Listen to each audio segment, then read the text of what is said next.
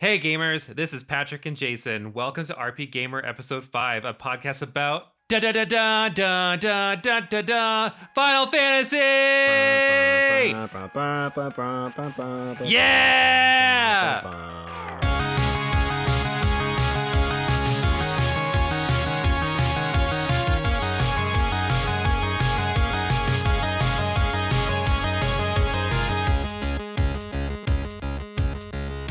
Just a little bit ago from the time of this recording, we actually passed up the 1-year release anniversary of the Final Fantasy VII Remake on PS4 and all those great systems.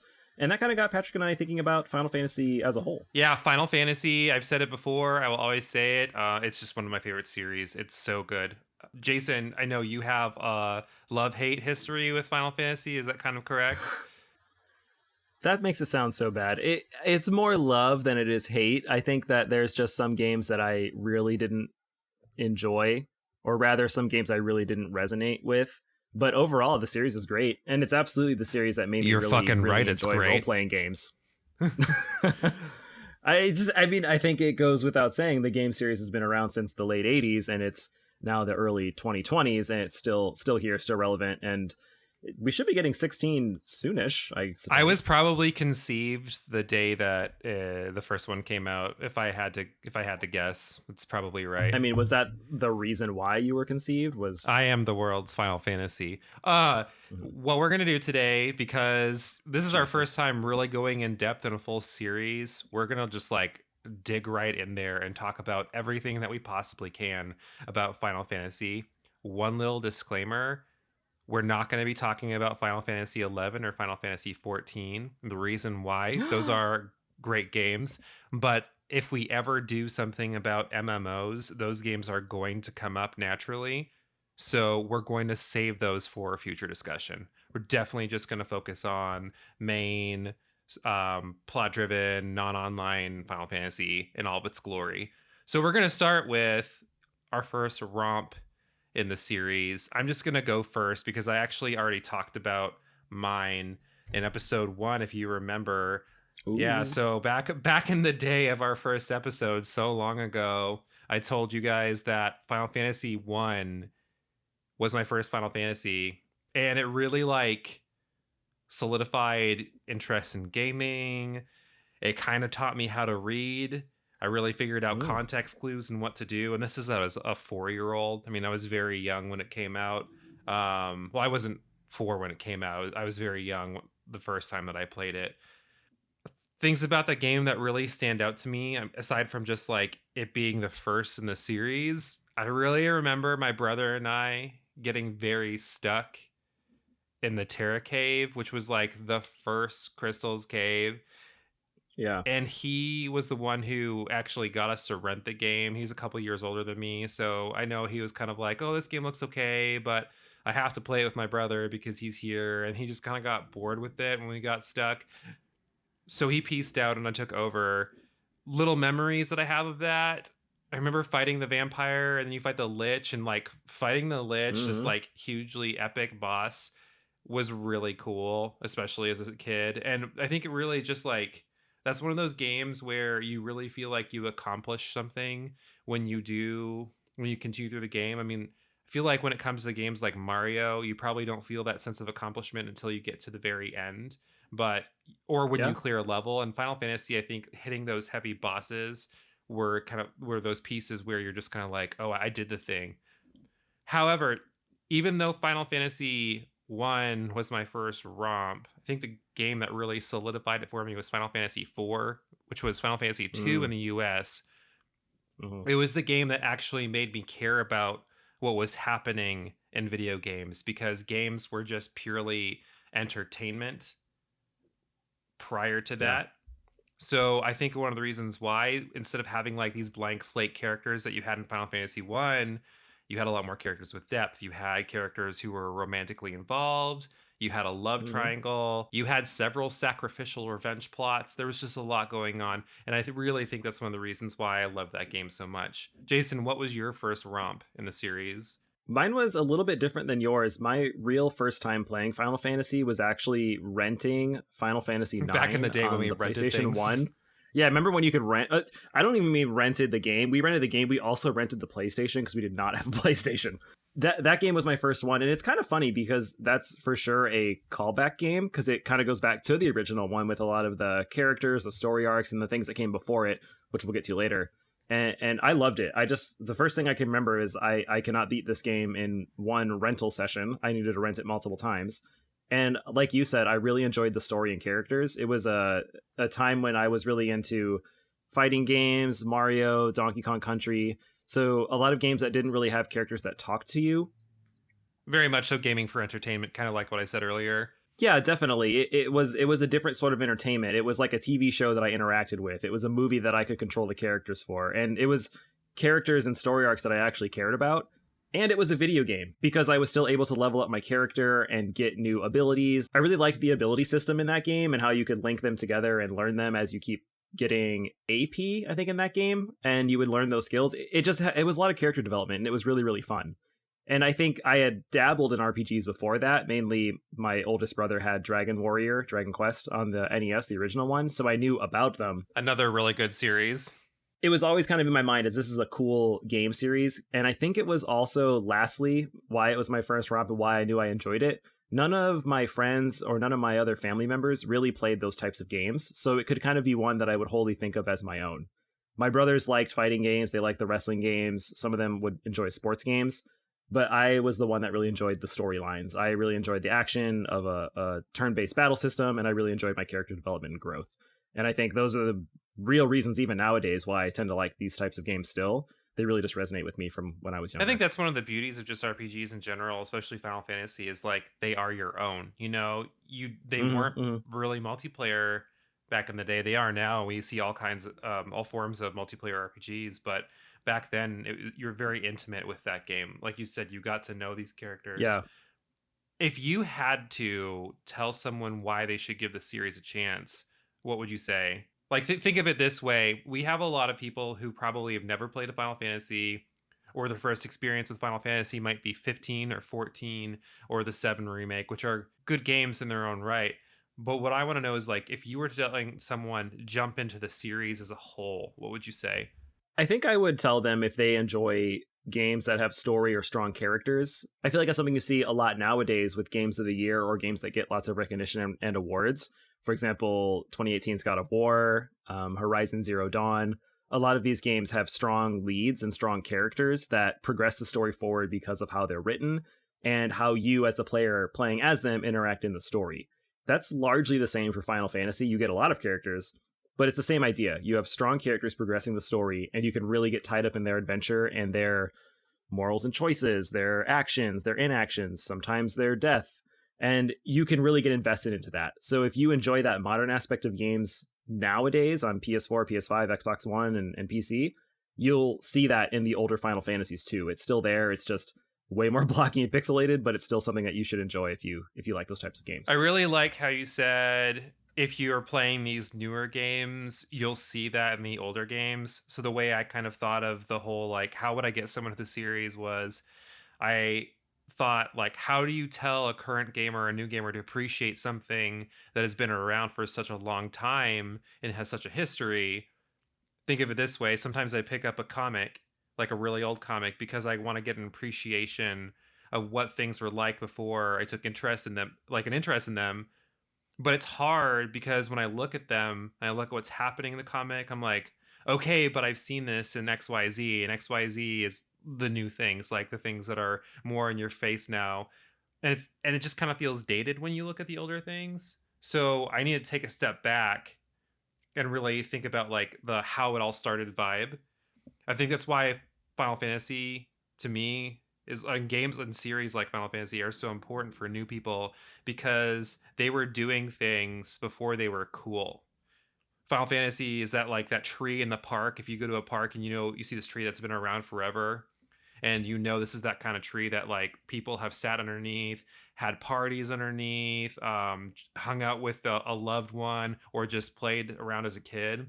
You have a lot of fond memories with it, and its roots are connected to a lot more that you can see. And that's why I really like Final Fantasy, because those of us who started very early in the series really get to see those, oh, I don't know if Final Fantasy completely originated that, but they definitely were one of the first to like master it, and we get to see how that like rippled out. Wow, that's a deep, deep analogy, but I We're agree with you. talking about That's Final Fantasy. I have been waiting for this moment for my entire life. If it's Final okay. Wait, this Fantasy this is or why you were Buffy, let's born. go. These are the Oh, two there you go. things. So you mentioned the roots of the trees and that analogy and how they connect to a lot of other things. So if we're looking at the series as a whole, like what really stood out as like, oh man, this is great, or this specific story was really amazing. Is there any moment like that for So do you you? mean like holy shit plot moments, or do you mean like I guess I want to know like what specifically are you talking about? Yeah, I guess holy shit plot moments, but I would also say for me, some things that really stood out was I really liked the materia system in 7, and that gameplay system was really cool too, and that was really, really fun. So something kind of like that, either one of those two Okay, I things. think I'm gonna touch on holy shit moments right now. I'm gonna say this too, little disclaimer. This is gonna be very spoiler heavy for me for this Oh part. yeah, we should have said that. We should have said that to begin with. Right. So if you don't care about spoilers, I mean, it's a podcast. You know, if you're talking about video games, you're probably going to spoil things. If you don't like spoilers, you might want to skip this part. I don't think we're going to be too spoiler heavy in the rest of the section. But for me, this part, Probably because we're not. talking about Mm. mind blowing things, we're probably going to be talking about pivotal points of the game. All right. So, spoiler warning, you have been warned. For me, the biggest one is Final Fantasy VI. I think that was Hmm. one of the first oh shit moments in a video game, and it's because the villain Kefka actually succeeds in destroying the world. The guy fucks with these statues that balance the energy of the world, and it just decimates all of the continents and releases all kinds of evil, and that's like super cool. But you're just kind of like, oh shit, we lost. Like Oh you're in shit. the Yeah. you don't know you're in the middle of the game because the part that you're at is this dungeon called the Floating Continent. It's very Mm. epic. The difficulty of the enemies really just ramps up. And though it would be a short game, the game could have ended there. Like it really could have been the end. So I think it's a great moment because it makes you really feel hopeless until you start Yeah. getting like your game back together in part two. Let's go back and forth because I have a couple more, but I want to hear what was a no shit moment for you. For me, it's going to be really cliche, and it was Final Fantasy VII. I just wasn't ready for Sephiroth to kill Aerith, however you want to say it. I didn't know it was coming, and I definitely played the game after it originally came out, but this was still kind of before the internet was super big. So no spoilers, and I just didn't know. And I remember sitting in my room and holding my controller and just thinking like, I have Phoenix Downs. Why can't I do anything here? And then that's when some tears flowed. And it's crazy to think because she's not even really in that story that much, but as the story goes on, she becomes more pivotal. So looking back, you can think even more while like, oh, that was really cool and really crazy it happened. But in the moment, I just remember thinking like, this is just a girl that was getting some flowers and she just wanted to help, and we like played on a slide. There was a little like Midgar Park, and it, oh man, it really culminated. And that was, even now I'm getting goosebumps because that was a really cool moment that I just didn't see coming. And I think that's why people talk about it nowadays too, of being an amazing game, an amazing moment, is because it can elicit that feeling from anyone playing it so early in that Well, game. that's actually one of the reasons why I love the Final Fantasy series as a whole. And we've talked about this in a previous episode, but I really like it when we have meaningful character deaths. And for Mm-hmm. me, that wasn't the first meaningful character death because I actually had seen that a lot in some of the previous Final Fantasies.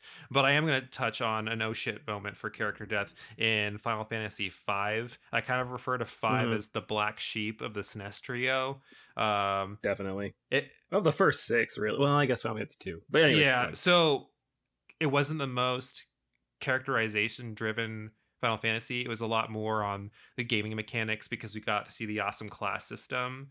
But the oh shit moment is about two-thirds of the way through the game, and one of your party members, Galuf, dies while fighting the who ends up being the final boss one on one. And I think one of the reasons for me it's such an oh shit moment is because it happens so late in the game, and you're with this same party for the entire game. You know, you have the same four characters. You get the feeling like this isn't one of those games like Final Fantasy 2 or 6 where you're going to be throwing characters in and out. You're going to have like get to choose your party kind of style. So it was really like you really felt that loss when Galuf dies because he's dead. Like he's just literally dead and you've been with him for so long.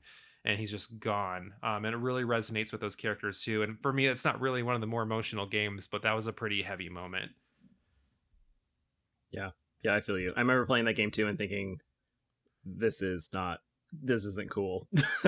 And I remember thinking from like a standpoint of like playing the game, like, oh man, he had good abilities, things that I want to use throughout the game, but yeah. And well, unfortunately, like, you know, his granddaughter takes over and has all of his Yeah, abilities and whatnot. yeah. But yeah, you mean that you don't know what's going to happen. I mean, Yeah, I didn't know that. I think another one that really stuck out for me too, that was an oh shit moment, is Final Fantasy X, when you actually fight Sin. Mm-hmm. And it's not one of those we're Yeah. going inside of him and blowing him up scenarios. Like, I know it kind of is because that's the goal. You're like trying to get on Sin and do the final summon and whatnot. But I'm talking about the part where you actually take him on from the outside. And Yeah. it's, I know what I you're talking watched about. a clip of it again today just so I could get back into the feeling of it, but it's terrifying, the final part of it where you're on this airship that is very large and Sin is still like 5-10 times the size of the airship, and he's flying towards you and his eyes are pulsing, Mm-hmm. and it's just so terrifying. Like, I that's probably mimicking your fear of whales to me. Like, it's the equivalent. I have a fear of Yeah. Sin. So Yeah. I think one of my other things I was thinking about for an oh shit moment is actually also Final Fantasy X, but it's the opposite side of that. The the game is the first one on the PS2, so it looks kind of visually stunning comparatively. But man, the intro cinematic when Titus, however you want to say it, is I'm a playing Titus Blitzball guy, and I feel like this is going to have to be a sound off in the comments on what you say because and I've heard both. But yeah, go yeah, ahead. it's funny. I say Titus, so there you go. In the first cinematic where he's playing Blitzball and he does that backflip out of the water to kick the ball, but then the the town gets like shot and destroyed. Oh man, I that was pretty crazy. I think for me because like it just happens the very beginning of the game, but also it looks like really good, and it just really sets up that whole world of like devastation and loss. And at the very beginning, I mean the like you said with Kefka and 6, like the world is destroyed. It really feels like this world is like ruined and fucked, and like you're just gonna start playing it. And oh, that was so cool. That was such a good hook for that first Well, game. like you said, graphically too, that was a moderately early PS2 game. Yeah. And not that the graphics in the PlayStation trio were bad in terms of cutscenes, especially like 8, the characters I think were at their most realistic looking in the cutscenes. But Hmm. 10 really, really, really stepped it up where like Yeah. the HD remaster of that game, you can't you don't know it's not a late PS3 slash early PS4 game. It still really fits in Yeah. terms of the cutscenes. Totally agree with you. Okay, so if we're talking Final Fantasy, we have to talk about characters because, as you said, it's one of the best things about the series. The character, I mean, I think it's characters are really the best things about, or the best thing about many games, because you can have a great plot, and if you have shitty characters, it's not going to be that great a game. You can have a great mechanic to how the game is played, and if the characters are shitty, it's not going to be a good game. But if the characters are really strong, sometimes you can forgive how iffy a plot is and how iffy mechanics are. But you'll play like a really good game that has a really great character driven game that has like all of the bells and whistles we've seen before. You're still probably going to play it.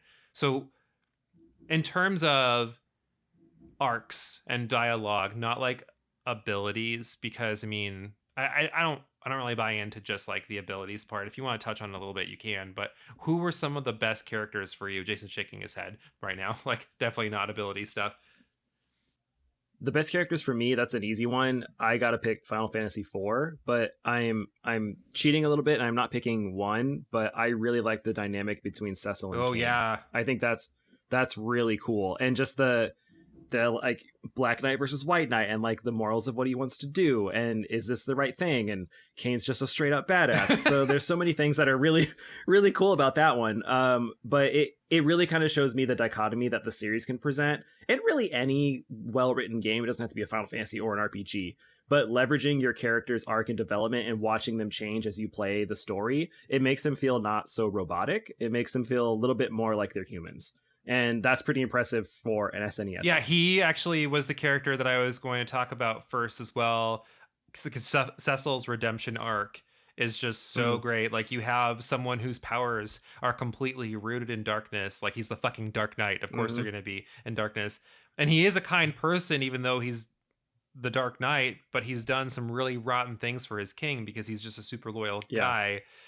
The fact that you get to watch this guy shed like both figuratively and literally darkness that surrounds him and watch him become the paladin, like this whole character of light, is so cool. Mm-hmm. And taking things just so deep into video games, I think it's a really great metaphor for life, that you shouldn't let your mistakes define you. Mm-hmm. Because Yeah, like I definitely. mean, he didn't wallow in misery for the mages that he killed to get the crystal. He didn't wallow in misery for being a part of the massacre of the Summoner tribe. You know, like he's fixing it, he's doing something about it. So he's just such a complex character. And it's funny because the early games really didn't have that much dialogue. If you play the DS version of that game, you start to get a little bit more of the personality. There is voice acting in that DS version, and it's Mm-hmm. great, Mm-hmm. but you still felt that without those bells and whistles on the Super Nintendo, which was awesome. Yeah, totally agree with that. You know what? I actually have only played the SNES version. That's something we should probably bring up. That there's many versions of these games, so you might have played one that's a little Oh bit yeah, different. and I think But Final Fantasy IV might be the most re-released Final Fantasy. I've owned like yeah, I wouldn't almost doubt it. every iteration of it. Like I had the Game Boy Advance version of it, where they had extra dungeons. They had the DS version, which was 3D with voice acting. They had the PSP version, which also came with its sequel. Like I feel like that Mm-hmm. might be the one that's released the most. But it's still like we said, it's still really good. Well, aside from Cecil, then, if I throw that question back on you, Patrick, what are your favorite or best designed characters in the The other series? one for me, I mean, there are a lot to pick, but I think the Mm-hmm. other really strong one is Yuna from Final Fantasy X. You have Yeah, someone that's a good who's one. willing to sacrifice themselves to save the world, but while they're doing it, she's taking the time to appreciate the small things in life, which is something that I just think is really beautiful. She likes watching Yeah. Titus appreciate like the new things, because even though it is his world, it's not the same world. So he's Yeah. it kind of reminds her of the things that she's fighting for. She Mm-hmm. also is the first person to Yeah. break like that 1,000 year cycle of, a summoner defeats sin, becomes a high summoner, and then like the whole cycle continues. So she's the first person to break that cycle, and I think that's really deep because you look at Yuna and you see this very timid, joyful person, and here she is making like reality changing decisions. So Yuna is just great. I really think that we can focus on the heroes, like we said, that there are just so many to pick, but we wouldn't really have a lot of these strong heroes if we didn't have the strong villains. So since I just gave Yuna, who would be a really strong villain that stands out for you? All right. So for this one, I was thinking, how do I want to define villains? Because there's so many ways that you can define the villains in the Oh, absolutely. series.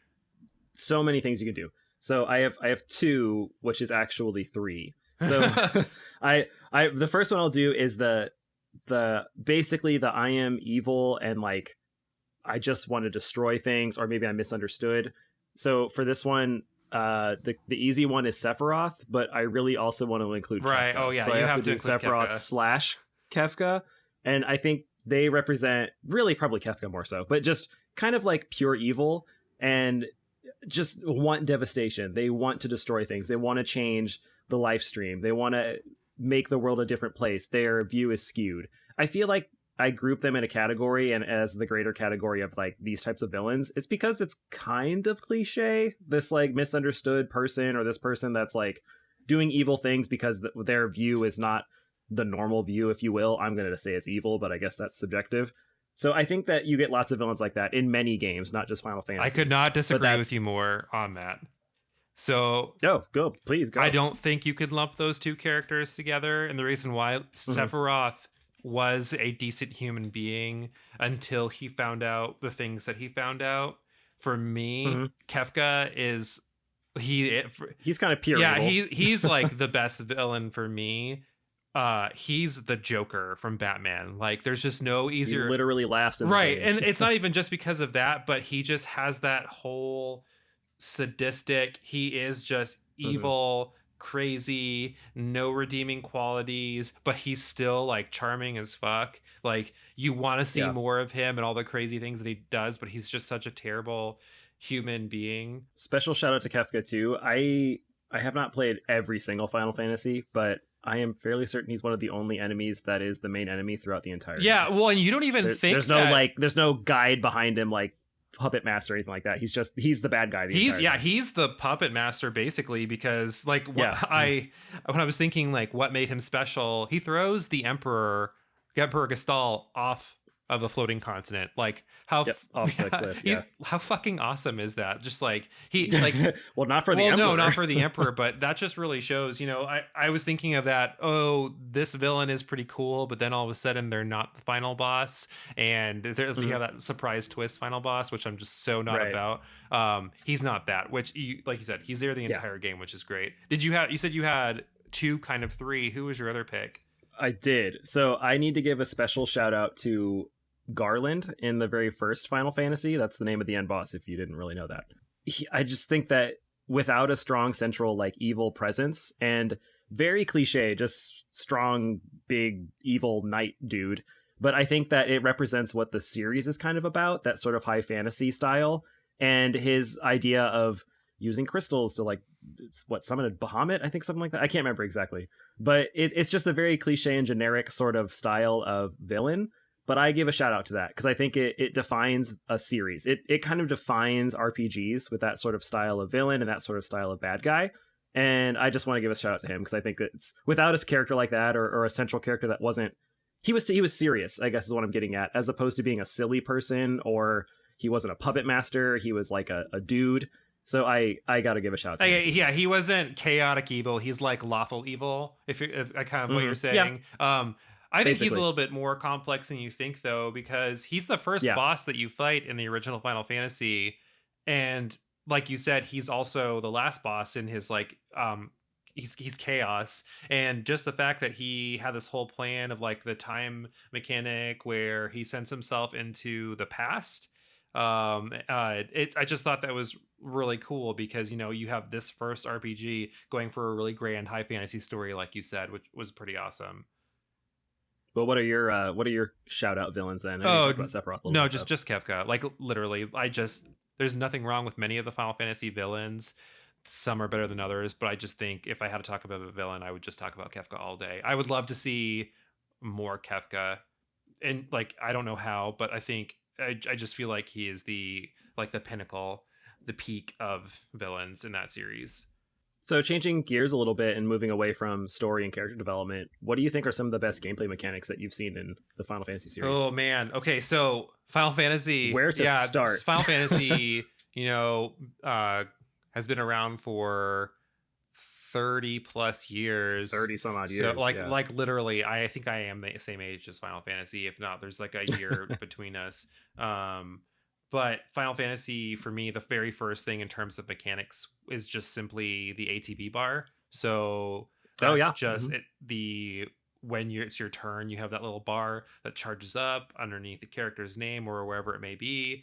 And I just think that's super cool because that did not exist in RPGs prior to that. I know in some capacity we've strayed away from that, or if you take a look at the Final Fantasy VII remake, it's done a little bit differently. You have to do things in order for it to pop up. But I remember watching a documentary about how the creators wanted to make a Final Fantasy a unique RPG game experience. So they actually were influenced by race cars. And that's where they got the idea of the ATB bar, which is so cool because they took something that has nothing to do with RPGs. Like, I don't know if it was NASCAR specifically or like what form of racing it was. I just know it was racing. And there was something about racing that made them connect that to the charging of when it's your turn. Just so cool. I've never heard that. Is it like a pit stop thing or something? Maybe, or just like the first one to the end of the race gets their turn first. Which I don't remember, but I think it came with the Final Fantasy 12. If you got the special edition, you got this documentary that came with it. Don't quote me on that, but I think that's where I saw it. What was the mechanic that stood out for you? Because I've plenty to talk about, but I want to hear from you. That is such an influential piece of character progression in many RPGs nowadays. It's, I would say, revolutionary for how games are played and characters are developed across multiple genres. Yeah, we see that really everywhere now. We really see it. It's everywhere. I mean, if you're watching a stream, that Destiny Connect game, there's a sphere grid in that thing. And I think it's worth noting that when whenever that mechanic comes up, you call it a sphere grid. Like, that's just, it's what it is. If you know the So I reference, think, yeah, you call it a sphere grid. yeah. If you know the reference. And I mean, I'm actually not even sure if that's where it started, but I would say for many, that's where it definitely became popular. And it's cool. And I think that it's such a fantastic way to develop your character the way you want. If you don't want someone to get as much health and you want more MP, do it. But you might sacrifice your health or you might come back to it later. It's so much cooler than just numbers going up and then randomly getting skills that are set at certain levels. It gives you a little bit more buy-in in your character. And I think it's wonderful. Yeah, just the fact that if you want to track a character who you would say is kind of like the warrior, and you're like, oh, okay, well, this person could use something a little bit because they're just a little too specialized right now. I'm going to branch them into the time magic so that way they can support a little bit more. That actually connects to a mechanic that I thought was also great. And that was the class system in Final Fantasy V, going with the whole being able to customize your characters. Yep. That was my next one, too. I don't think that like this is not an original thing, because D&D, especially the original ones, you had a lot of customization that you could do with multi-classing and whatnot.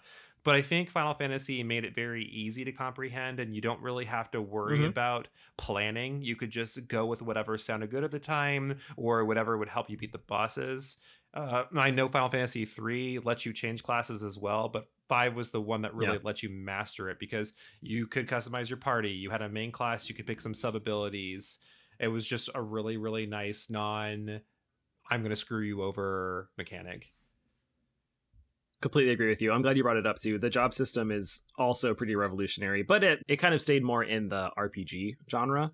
But being able to, change on the fly, make someone do something different, see someone's skills and be like, you're actually going to be a better time mage than a black mage, that's pretty cool. I love it. If we have time for one more, I also want to give a nice shout out to the only game of the first 15 games that I actually haven't beaten, besides the MMOs and 13. I've never played 13. But good. I have not beaten 12. Good. I have not beaten 12, and I would want to. I really do. But I really like the Gambit system, where you can set up. I think that it's the start of something that got better as like the series and video games in general got better.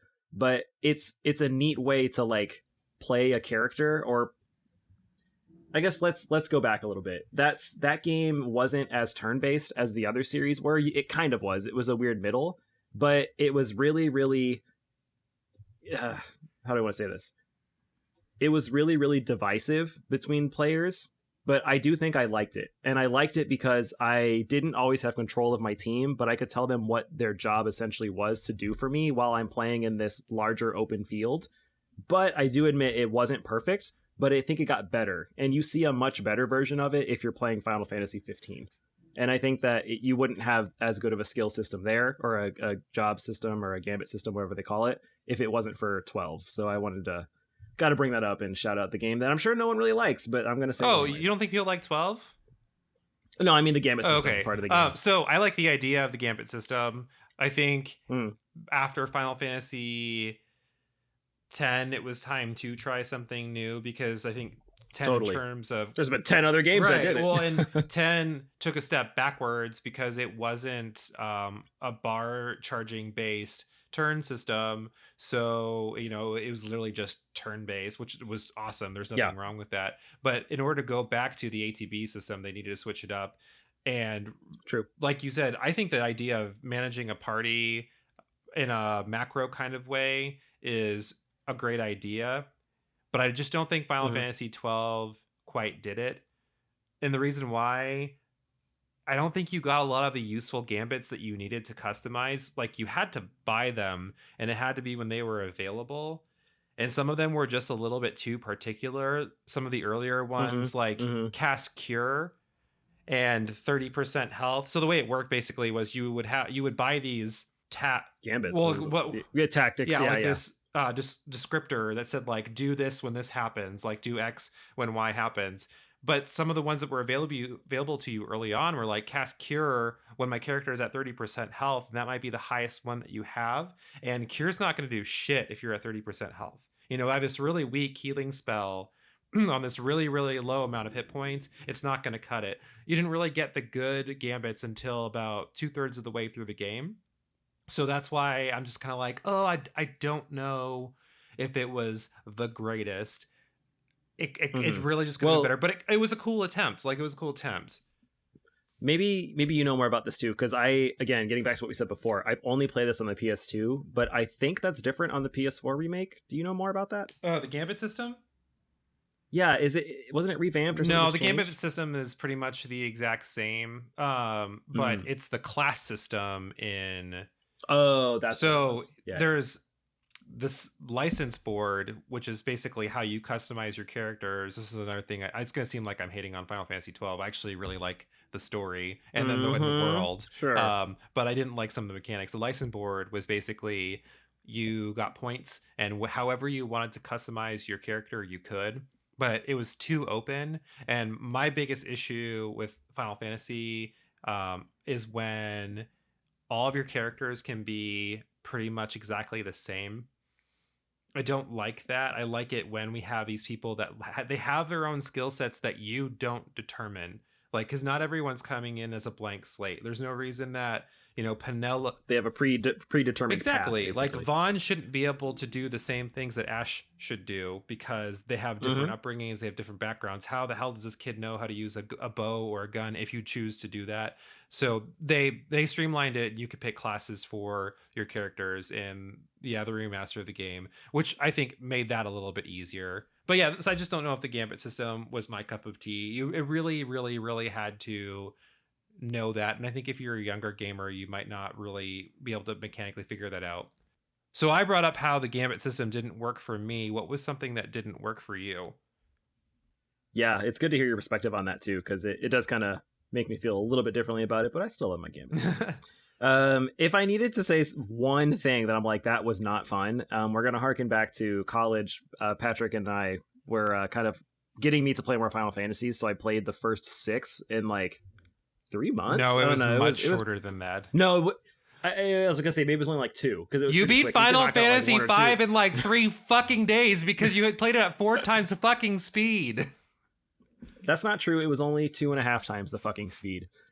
But anyways, when I was playing Final Fantasy 2, which is often really forgotten, I really did not like the leveling system in that. It really just didn't work. In execution, it should have worked better, but it just didn't quite work for me. And I think it's because it's not how I would enjoy to play a game. So Question. for example, go ahead and describe it first, because then I'm going to throw a yeah, punch at you for it.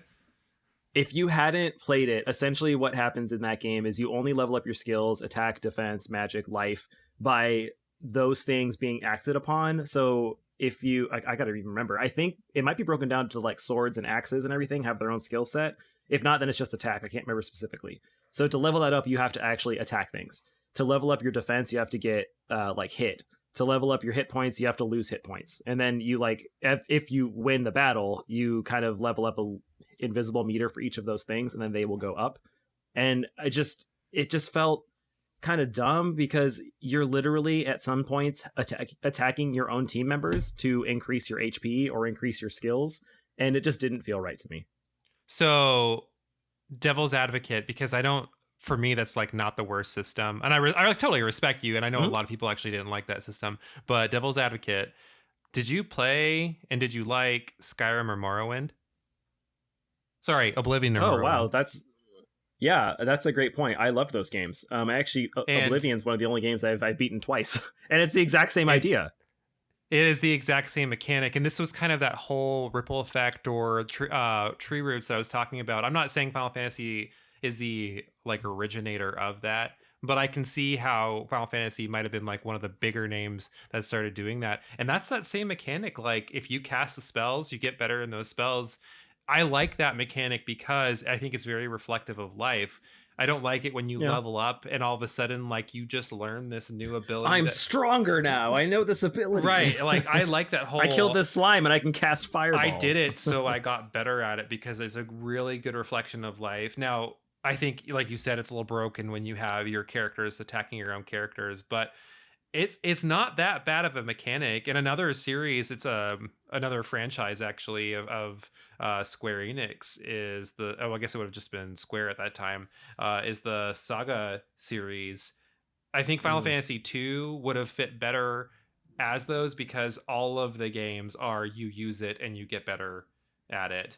So, I mean, like, I know what you're talking about. It's frustrating because you're like, oh, there are some things that should be going up that are really stifling my character progression. But if you think about it, it's really not that bad, Yeah, especially when it's you not that compare it to bad. I just think Oblivion. it's just not what I wanted. I will say, to your devil's advocate caveat, I think that system works better in a game like Oblivion and Skyrim when it's in 3D. I think it's a better mechanic there. And to your point about learning skills like, let's just say, Fireball, it does make sense as a, this is my life, I'm getting better. I read this spell in a book and now I'm going to use it to get better at it. That's literally what happens in Skyrim and Oblivion and those types of games. I think that is better. But when I'm selecting from a menu of attacks in a turn-based setting, it just didn't quite hit it for me. And I can see that definitely. Like, it doesn't, with the chances of being hit, with things being out of your control, Mm-hmm. it doesn't necessarily cater too well to a turn-based RPG. Like, it can, depending on how developers have set it up. It definitely is more of like an action RPG. If there's another system that I have to say that really just didn't work, I think that's the draw system from Final Oh Fantasy God. VIII. Fuck that system. Okay, and the reason Okay, I you know what? say, I cannot believe we haven't talked about 8 yet, but Jesus. Okay, keep okay, going. so I love hate relationships. Final Fantasy VIII, like me in a handbasket. Like, I was talking to my friend Lily from high school who listens to our podcast, and I love you very much, Lily. Thank you Hi, for Lily. supporting us. She said to me, we were talking about it was a year ago. We went on a little picnic date. We hadn't seen each other in a while, and we were talking about Final Fantasy, and we were talking about my favorite. And I'm like, yeah, my favorite's 6. And she's like, I thought your favorite was 8. You loved 8 in high school. When I actually finished 8 and I went all the way through it, I didn't really think about how much I actually enjoyed the mechanics. I think I really just enjoyed the story of it. And the draw Yeah. system pisses me off so much because magic is such a huge focal point to the series. And the way the draw and junction systems work is basically magic becomes a resource that you use to buff your character. And you can't use your spells once they're junctioned, because if you do, then you're basically depleting your stats. So you never want to use magic. So you pretty much just attack, or you pick certain spells and not junction, which would make your character weaker. I like that they tried to do something new, but I really just don't think it worked in a series where like magic is really like a huge pushing point. Like Final Fantasy VI, one of the big things is the fact that a character can use magic. Yeah, it's So like the whole point of that game. because magic was pretty much extinct. So this like whole I'm going to penalize you in a way for using it just didn't work for me. What are your experiences with the junctioning system in Final Fantasy VIII? Yeah, totally. I actually hadn't even thought about that, but yeah, I fucking hate that shit too.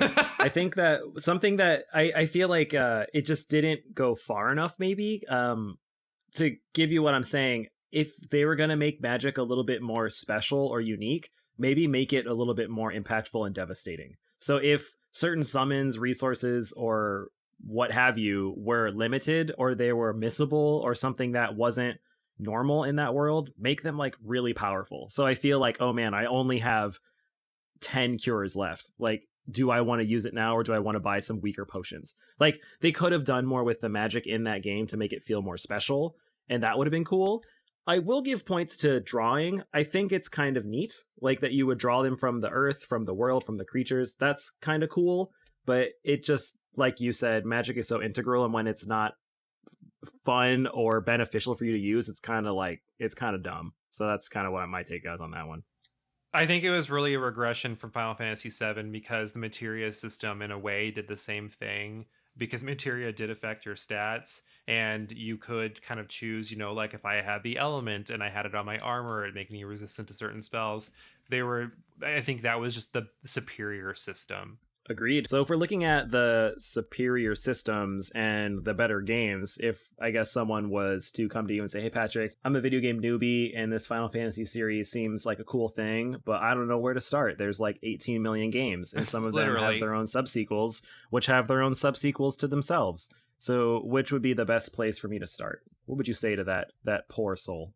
So this is tough because my favorite game in the series is not the game that I would recommend. And I feel like that's a really hard thing, because I think of, me being a teacher, if I was trying to tell my students, hey, play this game. Like if you really want to get into the series and you want to start to get the like introduction of why this is so important, why you should play the series, why it's good, it's not 6 is great, but some people, if you go so far back, they're just really going to get lost on the graphics or the no voice acting, or the mechanics don't really come in until later on in the game when it really starts to open up a little bit more. So for me, even though turn-based battles aren't for everyone, I think the best is Final Fantasy, or the best entry point is Final Fantasy X. So it's the closest thing that you would see to current gaming, I think, without like sacrificing the integrity of what Final Fantasy is. So it's really that like a convergence of this is still a relatively new game, even though that game came out in what, 2001, 2000. 2 or 1, yeah. It's somewhere around there, but it has all those great things that really bumped it up to a next gen. We had character complexity. It was mostly voice acted, even though at some points, as we talked about in episode 2, the voice acting is a little miss with the laugh. I don't know what you're talking about. Right. And then it got a really great upscale HD remake and added a few more bells and whistles, which made it even more awesome. I really think that is the entry point for me. Like it's really just a solid experience. Not my favorite, not necessarily the best, maybe the best in a few for a few reasons, but it is the best to be like, here, play this. How about you? Yeah, honestly, hearing you answer that, I had 3 games in my mind, and I also went with 10 for literally the exact reasons you did. I think it's the most Final Fantasy-y game like that there is. But to not repeat what you're saying over and over, my second and third choices, not in any particular order, were Final Fantasy 1. I think it was kind of beneficial to start at the very beginning and see kind of what it looked like and where a lot of those memes and heritage comes from. And then I think depending on your Final audience, like if you're recommending that for someone who has that, what endurance isn't the word that I'm looking for. What's the word I'm looking for? Like the ability to just like power through really old things to get that experience. Yeah. The audacity. The audacity to play one of those Nintendo difficult games. Right. I think that would be great for someone, and I think that's why I stayed away from Final Fantasy 1, because I mean it's just so dated. I couldn't recommend that to someone. Yeah. But what was your other one? It is dated, and the other one is Final Fantasy 4. I think that one's really solid because it does a lot of stuff right. I think if we're looking at the series as it progresses, you kind of get through phases of like 8-bit, 16-bit, so on and so forth. And I think that 6 is great, but I think that 4 is a bit more approachable for what it does, and it really tells an epic tale. I mean, you go to the freaking moon, so like it's pretty cool. On a whale. Yeah, literally on a whale. No less. If you think about it, it's really weird because a lot of these games that we're talking about were the first on their systems, which I think aside from on the PS3 and Xbox 360, all the first of the systems were probably really good. Final Fantasy 13 is a piece of shit.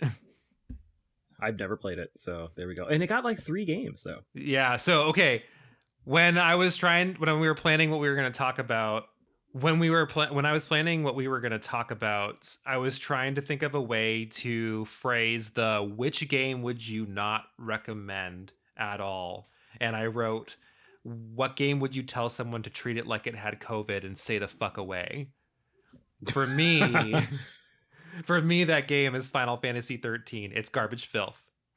It is garbage. Like, we were RAs together when this came out, and I remember Laura Jason's husband came into my dorm room when I was playing it, and Laura's not my husband.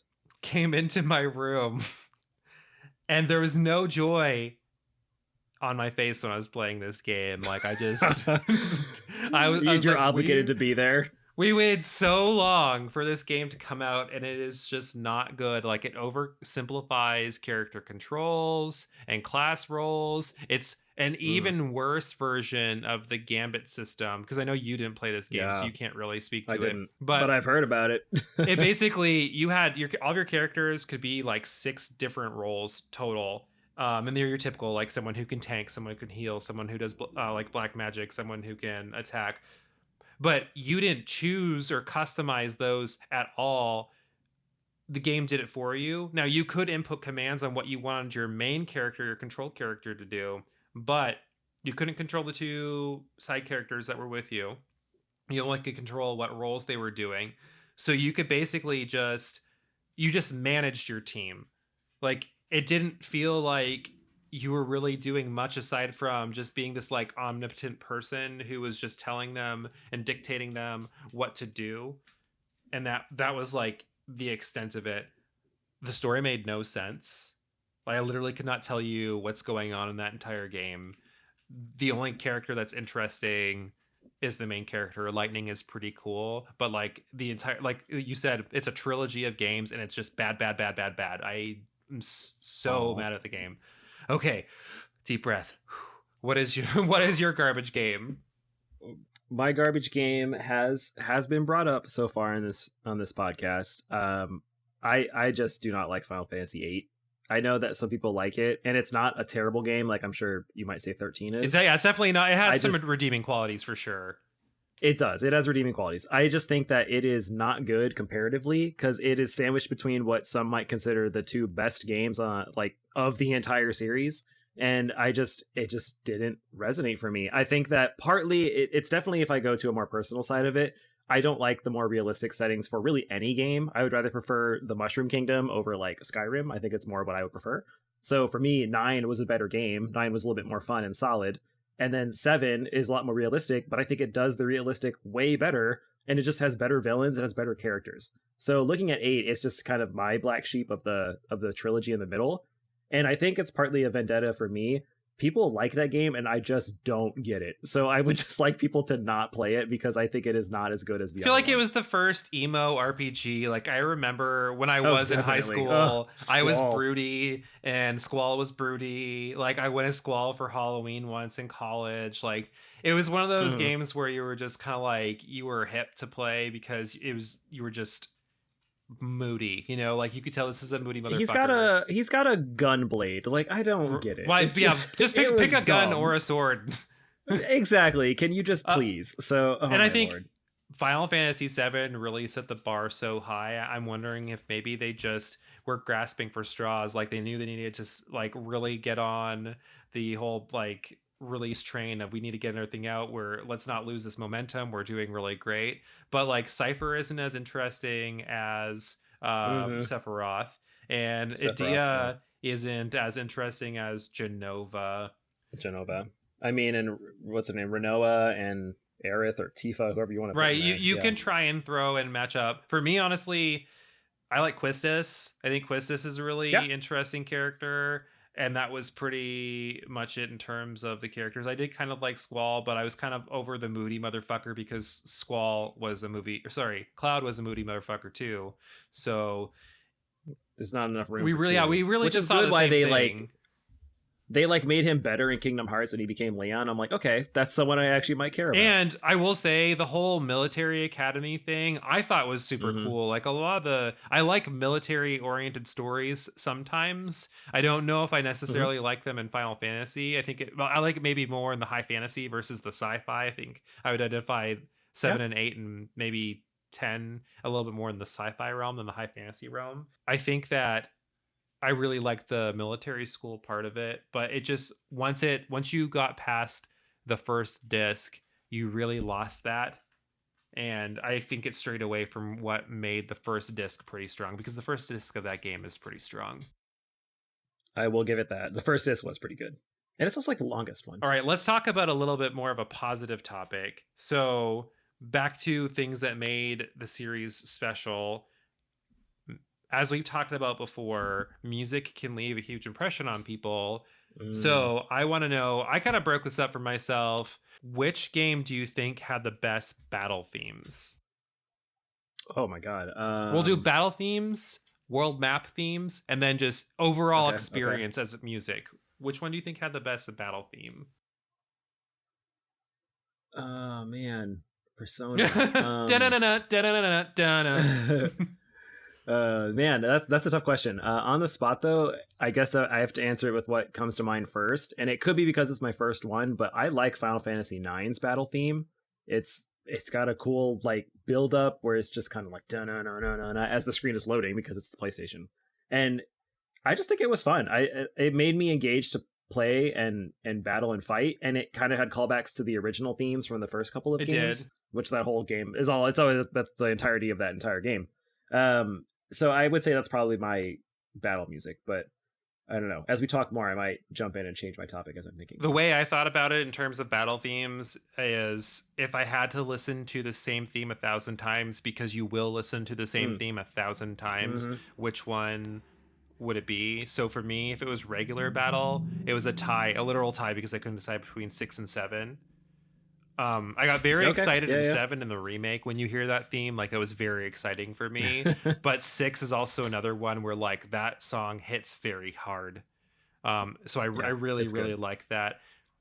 For a boss theme, it was 8. I think 8 is a bop. Like, that is such a bop of a boss theme, and especially Laguna. What is 8? I mean, you'll have to listen to it after the episode, but it was just like, it had a lot of like highs and lows of energy. And Laguna is so that you get these like this alternate battle theme in 8.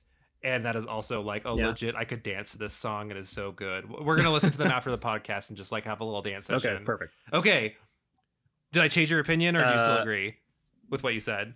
No, it's good. I'm still thinking of 9, and it's probably because of the nostalgia factor. But I just think of fighting with like QAnon, and it's just I don't know. Queen, I guess. Did you say QAnon? We are not talking about QAnon on this podcast. No, I think I pronounced it as Quina.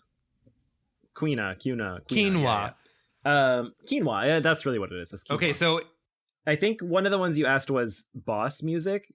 I don't know why. It's kind of silly, but I really like the boss music in 10. And I'm trying to think of the name of the song, but it's the one that starts off with like the guitars. I think it's like Jack's theme or something like that. Do you know? Yeah, is that the one? And then it becomes like screamo. Is that the one where it's like also like when he's in the sphere grid? In the very beginning of the game, it's the cutscene song. I think so. And then it comes back later when he's fighting Jack. Yeah, it's that song. It's just yeah, with the guitars in the beginning, and I just think it sounds pretty cool, and it's nothing like anything else in that game. No, because it's legitimate really any music. Other games before. Like it is legit. It's a song. Yeah. Oh man, that's a good one. I think the last thing you asked me about was world map music, and this one is a big one for me because you're in the world map quite a lot, and if you pause the game, you're probably listening to the aside from like the newer ones map. where they don't really have world maps, but yeah. True, that's true. We have the whole world as the world map. So for world map theme, I was really between Final Fantasy IX again, because for Laura and I, that's like a special song for us too. So it's very pretty. Melodies of Life is so great. But I have to jump back a little bit and give it to Final Fantasy VI. I adore Terra's theme. That is such a good song. And oh my god, like even now I have it on my playlist at work that like the entire team and people here in the office, because I'm like, it's too good. And it's so good. It's such a like a wispy sort of like invitation to adventure, and it starts in the beginning of the game. It's your world map theme. Oh, it's a good mix of like hopeless and hopeful all at the same time. Like, yeah. And there was something that I talked about in episode 2. That was that song that like made me feel sad because I maybe just related Terra's struggles in it, and it's very like somber. There's just something about it. Like, it's adventurous, but it's sad. For me, like sad hopefulness. Yeah. What about you? I would say, so this is a 3-way tie because I literally just couldn't decide. Final Fantasy III has an incredible world map soundtrack. Yeah, I remember that on the DS. Or the original. And I actually have noted here, like, it doesn't matter. They're both really good. I like the 8-bit version of it, and I like the DS version of it the same. I think they did a really good job of modernizing it for the DS. That is a great one, and I don't tend to love Final Fantasy III because it's still in that like very old echelon of RPGs where the characters don't really have a personality that much, but they had some cool mechanics, so it's sort of worth playing. But if you skipped it, it's not that big of a deal. But the world map is great. 4 has an incredible world map, and then 6. Like, I literally couldn't choose between the 3, but 4 is another good one where there are three world maps. There's the subterranean area, there's the moon, and there's the like the regular world map. And you really Regular, feel yeah. like they really hit it very well for the three different parts that you're on. Like when you're on the moon, it's what you would think a high fantasy. It's like Yeah, it's very spacey. spacey. Yeah. It really hits that. Uh-huh. Okay, overall musical experience. What would you say? Which game, if just as a whole, has the best music? I don't even know. Uh, okay. I guess if I put it this way, if there was enough songs or tracks that I remember from a game, and then maybe that clarifies which one I I think like that's the a good way to most. evaluate I it. I would probably pick Final Fantasy VII. I think that one it slaps, as the kids say nowadays. It's got a lot of good. I mean, the battle music is good. Like you were mentioning, the world map theme is also pretty good in that one. Sephiroth's theme is iconic. One Wing Angel is amazing. And like Cosmo Canyon is super amazing. I am also a really big fan of Aerith's theme. That is a very sad song. And to give you some context for me personally, we actually went to the Distant Worlds concert, which is the Final Fantasy live. Oh, we went too. concert We went when it was music. Indianapolis. We went when it was in Chicago, and it's okay. First off, the fact that there's a concert about a video game should tell you something about the music, anyways. But they played many songs from Final Fantasy VII, and I was not upset about that. And it's really good. And so I think overall, how much you can get from a game soundtrack rather, really tells a lot about that entire series. And Sevens for me really stands out as a whole package. So we haven't talked about it much. I do want to give a shout out to Final Fantasy 15. There are some really great tracks in that, and I also did very much so appreciate the fact that they did the whole like while you're driving the car, you can listen to a lot of different Final Fantasy tracks from over the Yeah, series. that's cool. But Final Fantasy 15 has a great some great battle tunes too that I use for my D&D campaigns whenever we get in fights. I like playing a little background music. But for the overall experience for me, I would say it's a tie between 6 again and 10. I think 10, there are a few tunes in 10 where I'm kind of like, but I think overall, it's just a high caliber of music. That one part at the very beginning of the game where it's actually what happens towards the end of the game where they're sitting outside of Xanarkand and it's the beautiful piano medley is just like haunting. Yeah, Iconic. It's iconic. There's just no better way to describe it. And there are a lot of tunes in Final Fantasy X that are like that. It's not necessarily my favorite battle music because I don't know, it really just didn't hit. It's catchy, but it didn't hit or slap. But I think overall it's great. So we've been talking about Final Fantasy this entire time. All the great songs, all the great characters, the story arcs, everything you can imagine about the series. And it's all been pretty great, with a few notable exceptions of where it's not been too great. Fuck you, Final Fantasy 13. I wasn't going to say it, but you said it, so there we go.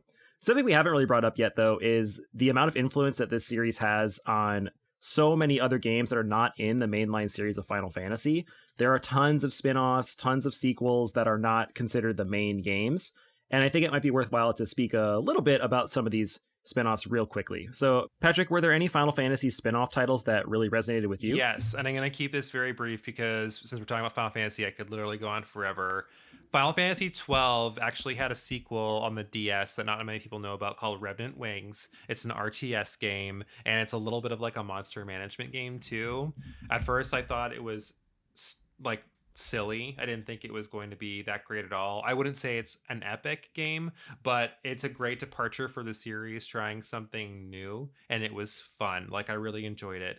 The other game that I'm going to say, and you probably think that I'm going to say Bravely Default, but I'm not, is Final Fantasy IV Heroes of Light. I'm actually kind of cheating because Final Fantasy, it's the prequel. It is the like basically the precursor to Bravely Default because it almost feels like it's in the same world. But Final Fantasy IV Heroes of Light is super retro. It's almost a Final Fantasy 1 revival. It has that kind of vibe. The music is very like that.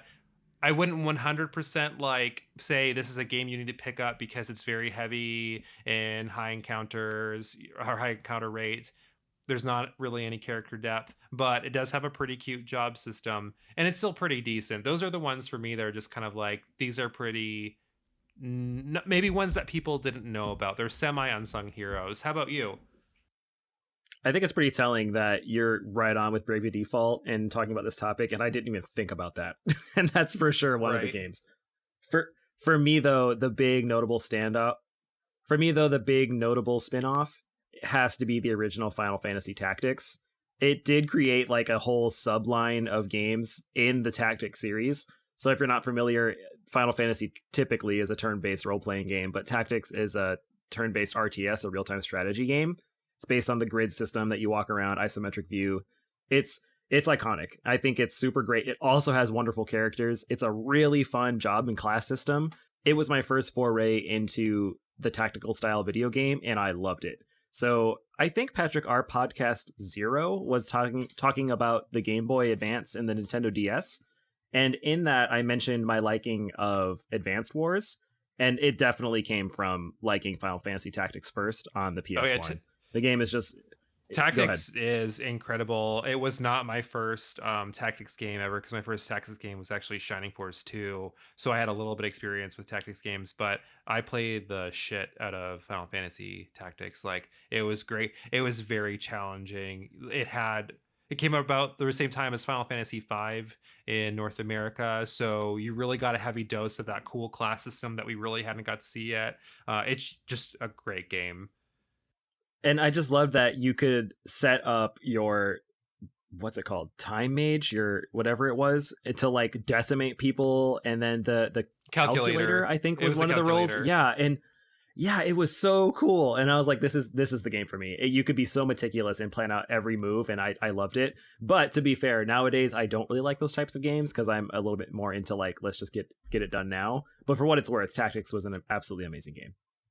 How right was I about Final Fantasy 13 and how terrible it is? Make sure you head over to our Instagram at RPGaymer and sound off in the comments. We're going to take a quick break and we'll be right back.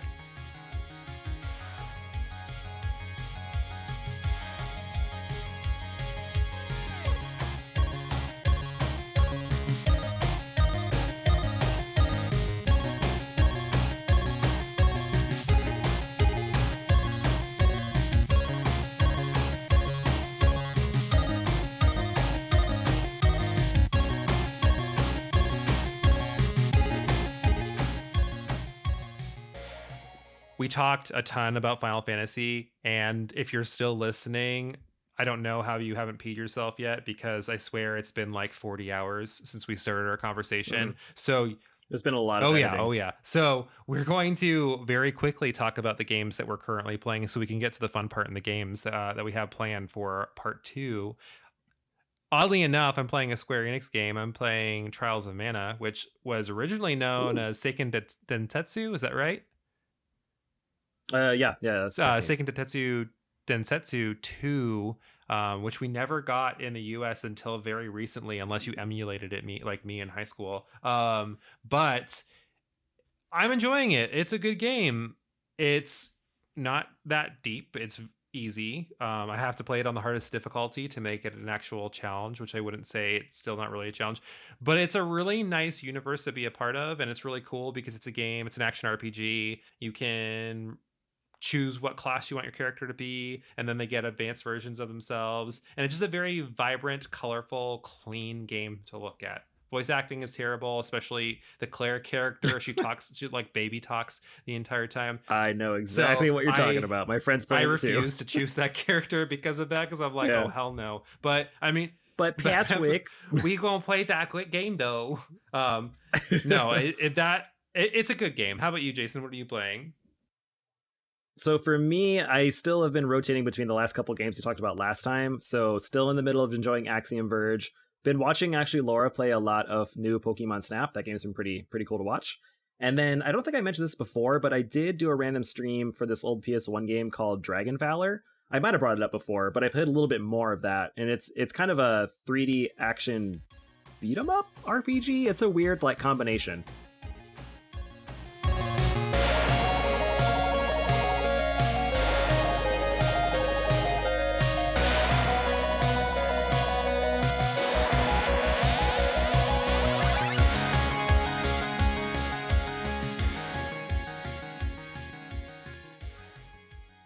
Gamers, welcome back to part 2 of our discussion on Final Fantasy.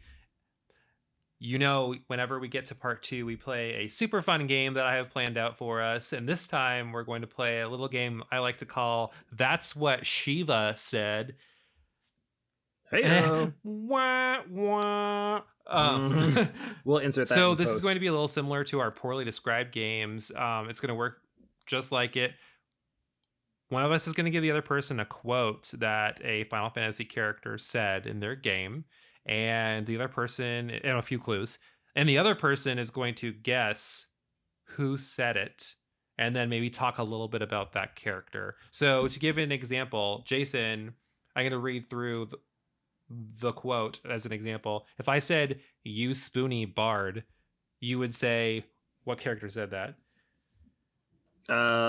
Cloud? Yes, that was Cloud from Final Fantasy VII. So that's their example. No, who really said that? It was Tella. Yep, Is that his Tella. name? Mm-hmm.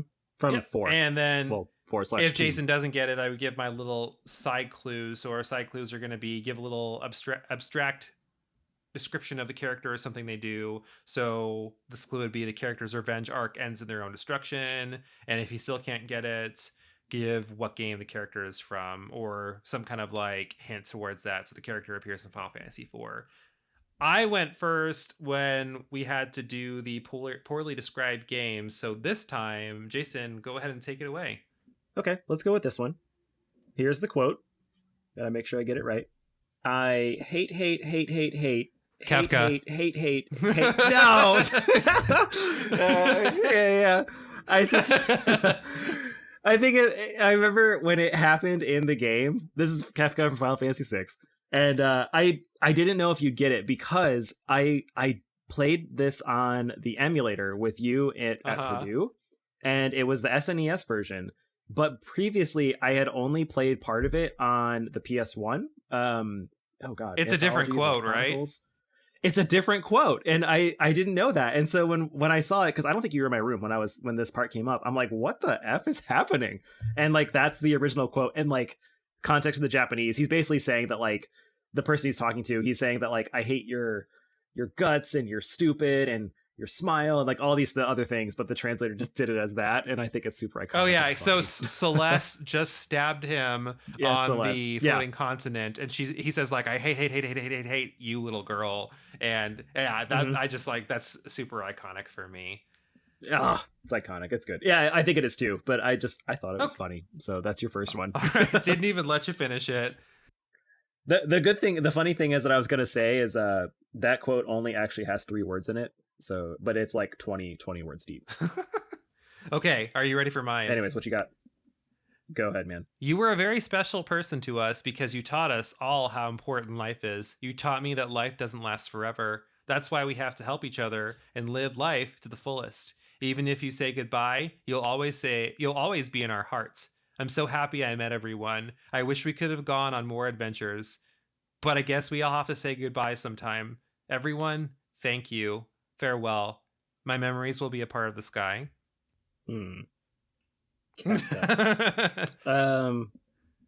Sounds like a melodramatic person. So I'm thinking it's Final Fantasy 1 through 15. Is it Palom or Porum? It is not Palom or Porum. Do you want your second clue? Yeah. Okay, his first name is coincidentally, if you know who the character is and what happens, a play on the Spanish verb to live. Oh God, I don't speak Spanish. I know you don't, but I mean, you would know the root. It is like a Greek root. You would know it. So like, what might be the Greek root of to live, or Latin root, I should say.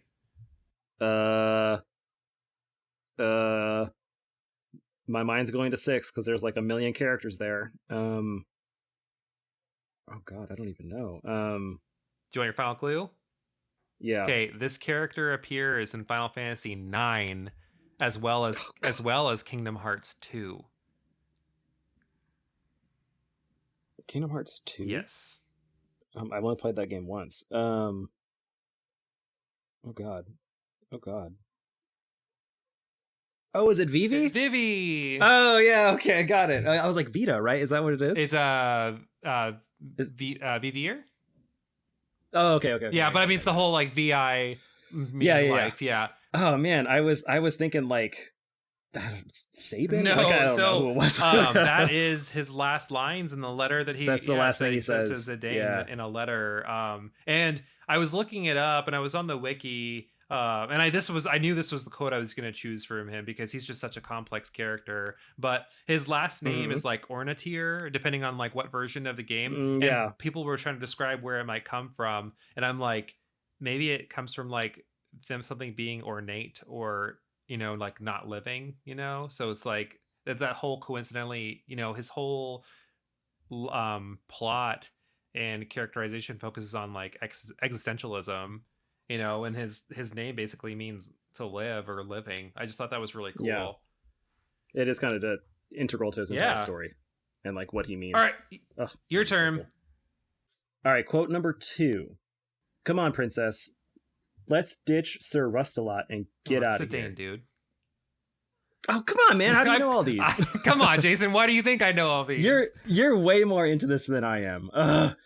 Okay, well, anyways, he was going to be a clumsy apprentice that doesn't know his friends when he sees them. But yeah, anyways, yes. Why do you know it's Zidane so quickly? Sir Rustalot and Sir Princess. Rustalot I mean, is what... there are 2 Final Fantasies that have, well, 3 maybe that have princesses. Not many Final Fantasy have princesses. Princesses. That's true, I suppose. I was going to say there's a couple princesses. Yes. Princess. That's the plural of princesses. Princess the Third. Yeah, for honestly, for a lot of my clues or a lot of mine, it was to give like there's kind of one that's like this resonates with me, and I remember when I was younger, Sir Rustalot kind of made me laugh because I thought Steiner was a funny character. I like Steiner a lot. He has like amazing eyeliner, and I thought that it was funny, and it really stood out to me that was his like nickname, and it kind of carried throughout the series. So. I think Final Fantasy IX probably has the most likable characters like for an overall cast. And I'm not saying like a lot of Final Fantasies just don't have unlikable characters, but I think a lot of people really like the Final Fantasy character or Final Fantasy IX characters. Yeah, for sure. And they're also lovable and colorful. Yes, but I mean, it was a humorous comment, so I just kind of figured like there aren't many characters in Final Fantasy that are also humorous. But that's true. That's a good point. Yeah, a lot of speaking of which, this is kind of a 2-parter. Oh, so this is 2 quotes from the character, and I did this to really contrast this character. One of them is going to be funny. Okay, so I wouldn't answer until the very end, okay? And these aren't like sequential They're not quotes. sequential They're just 2 quotes yeah. throughout the... Okay. So this character said both of these things. They said, "No, come to think of it, if I had to, I'd put my faith in science. Because of science, humans who used to crawl around on the ground can now fly. And soon we're about to go into space. I've earned my living thanks to science, so to me, there's nothing greater." This is also the same character who said, "Shut up, sit down in those chairs and drink your goddamn tea." Oh my god. Okay, so my mind was thinking at the beginning before the space thing that it was Waka from 10, but now I'm not sure. Oh my god. You pulled out probably the most important thing that would help you identify him by just saying that it's Waka. No. What you just said until the what? Oh, until the space thing. Yeah, that should be the giveaway. I mean, so I'm thinking like 4. Is that the only game that they go to space? There are actually 3 games they go to space. I gotta think.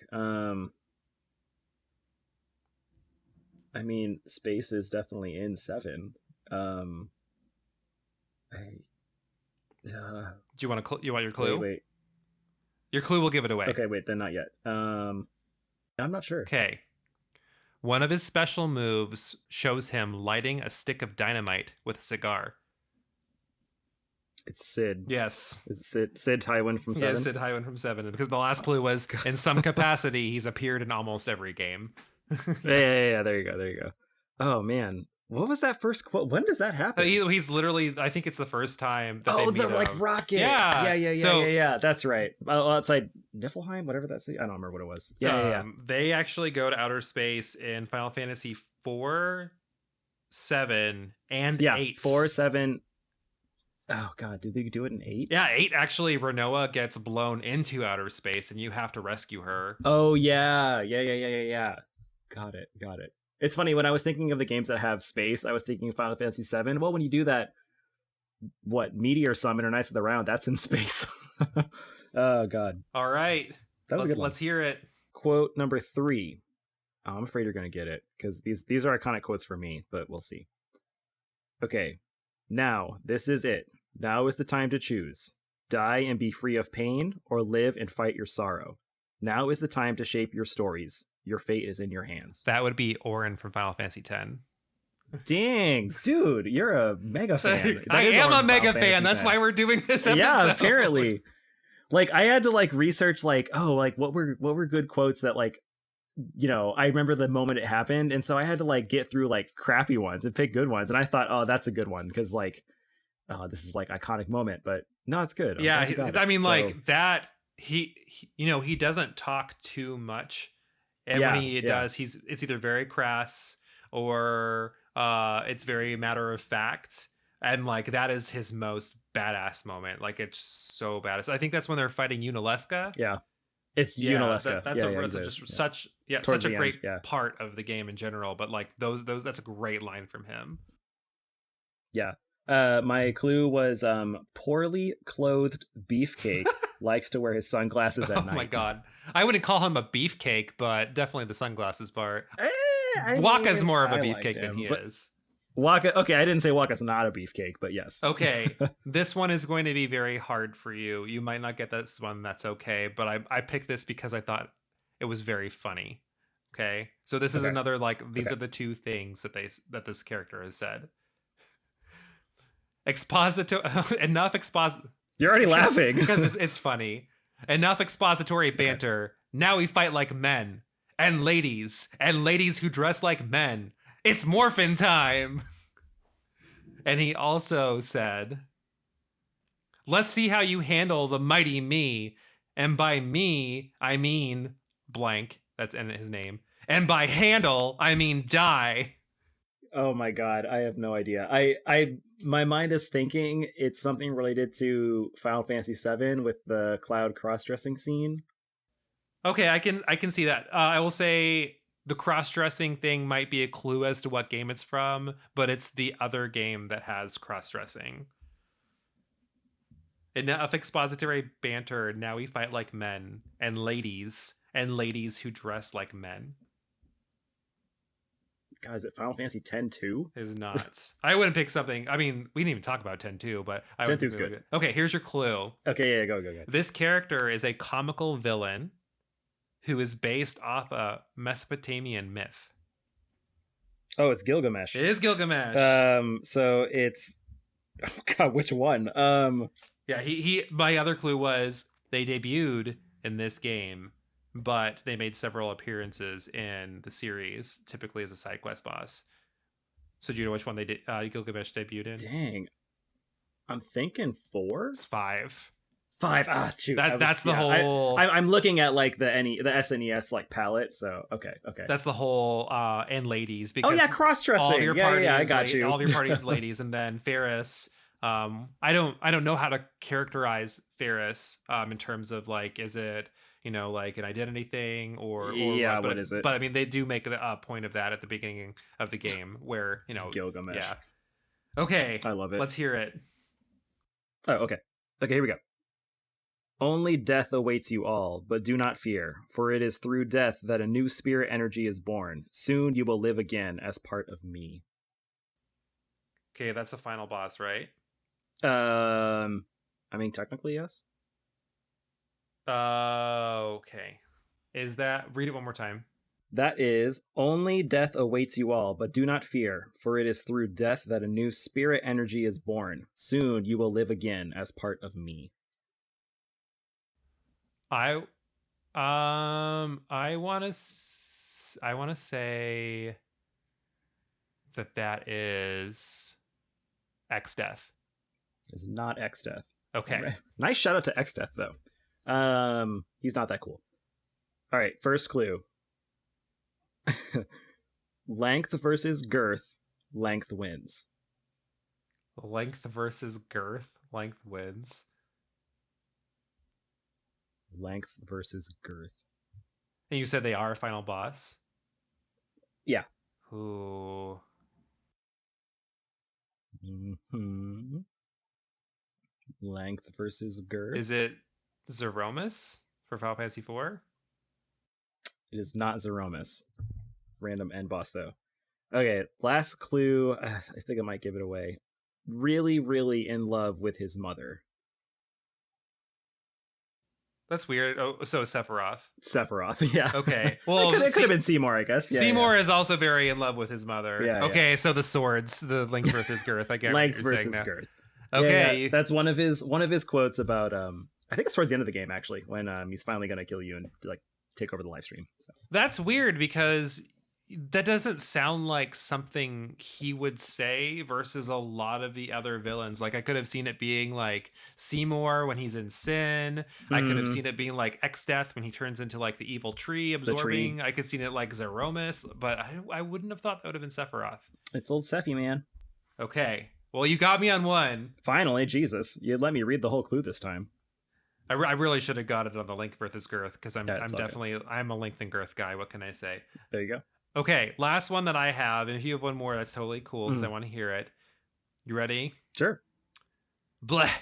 You people make me sick. You sound like lines from a self-help book. If that's how it's going to be, I'll snuff them all out. Every last one of your sickening, happening little reasons for living. Oh, man. Is it the Cloud of Darkness? It is not the Cloud of Darkness. I'll snuff them Do you out. want your clue? Can you read it one more time?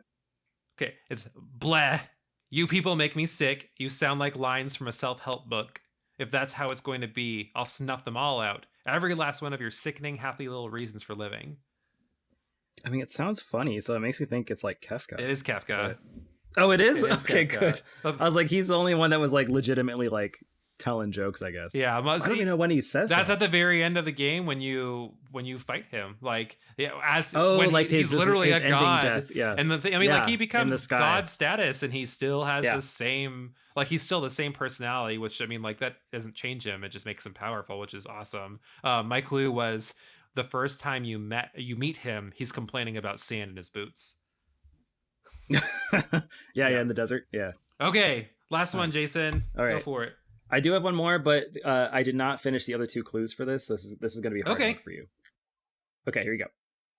You all have to look at the big picture here. Nothing worth fighting for was ever won without sacrifice. That sounds like a Final Fantasy VI quote? Not 6. No. I can give us some clues as I'm thinking of them. Okay, give me a clue. This character has a daughter. Oh, Barrett. Yeah, it's Barrett from Final Fantasy VII. Okay, I mean, I think he might be the only character that has a kid. Yeah, well, I guess, honestly. So, well, that was a good clue then. There you go. Specific clue. I think that's towards the beginning when you're still with Avalanche. Awesome. I like this game a lot. And I think maybe, I know it's probably tilted in my favor in terms of really knowing the series, but at least you know it enough that, like, you know, you could kind of figure out who some of the people were. Yeah, it's good. For me, honestly, when I was looking at quotes, I was picking ones that were like, this is why I like that character, or this is a quote that I can remember like immediately. And I think that's pretty telling for the series if you can get characters that have lines that sometimes aren't even spoken with actual dialogue, but really resonates with you as a player. Yeah, Final Fantasy just has such great characters. What can I say? And that's a wrap on episode 5. If you're enjoying RPGaymer, Jason and I would super appreciate you subscribing and leaving us a review. This early in a podcast, every positive review has a huge impact and helps us out immensely. And we really like hearing what you think so we can continue to make great content for you. Stay tuned for next episode when we take a deep dive into when we came out as gamers. Until then, we'll be on Instagram and Twitter at HeyRPGaymer and streaming on Twitch. To make it easy for you, you can find all our links in this episode's show notes. Now go out there and get gaming.